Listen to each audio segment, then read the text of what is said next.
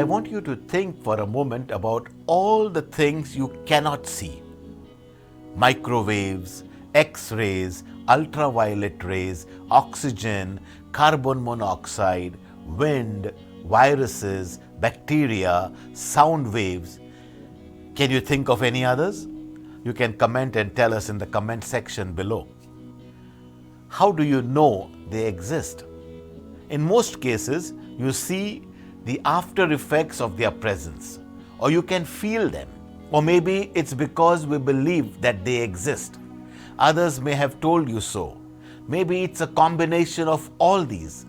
But the fact is, quite often we are absolutely sure that certain things exist even when we cannot see them at the time.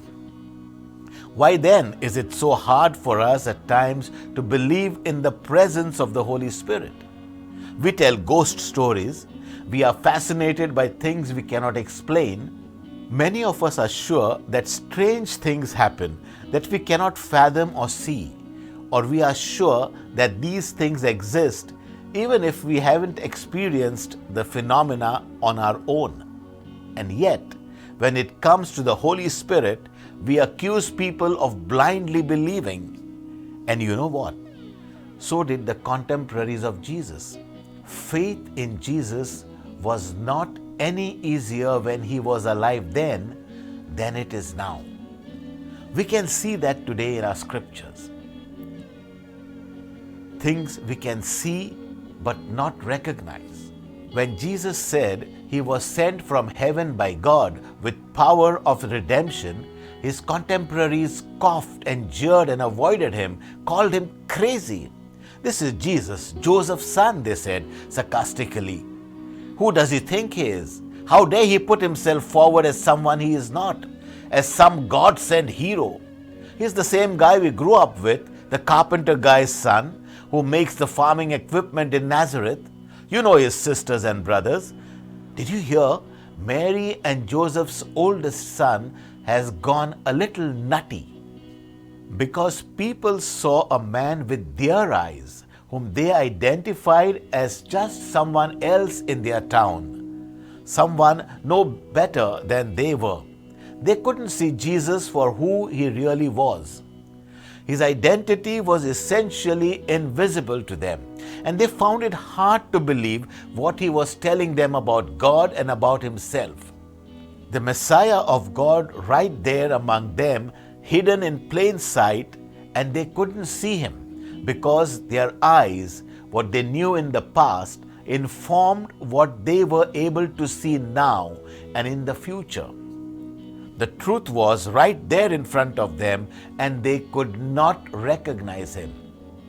Often, holiness, miracles, supernatural and extraordinary things are right around us, often right in front of our eyes, and we cannot see them because we have convinced ourselves they do not exist. Or we are distracted by the real things we are dealing with in our everyday lives. How do you know something exists or whether something is real? Many of us would say, if we can touch it, taste it, feel it, hear it, see it, experience it, it exists. And yet, as we saw earlier, that is not exactly true. And so we need to train yourself to see with inner eyes. Just as we train ourselves to recognize when we need to put on sunglasses to combat those invisible rays of the sun, or to mount carbon monoxide detectors to alert us to the presence of a dangerous gas, sometimes we need to train our intuition, our inner eyes, to recognize Jesus, to be aware of the Holy Spirit around us. We certainly have trained ourselves in various ways to be more aware and protect ourselves from the invisible virus among us, haven't we? But still, there are folks who believe that because they cannot see it or it hasn't alighted on someone they know, that it does not exist. So, how do we recognize the Holy Spirit around us? How do we recognize that Jesus is with us and among us? How do we learn to see the miracles all around us, the blessings in our lives, the signs God is giving us? we need to pay more attention to our inner eyes, our intuition, our supernatural ability to sense what we believe to be true, even if we cannot see it or cannot prove it. How do we focus more with our inner eyes, our spiritual eyes? Well, let's think for a moment about some other things we do to train ourselves to be more aware of ourselves and our world around us. Physical training and spiritual training. When we want to get into physical shape, what do? We train our muscles, we support our bones, we take supplements, we do yoga, we work out on machines that build us up and improve our health, we eat better food, we cultivate practices that support the goals we want to achieve.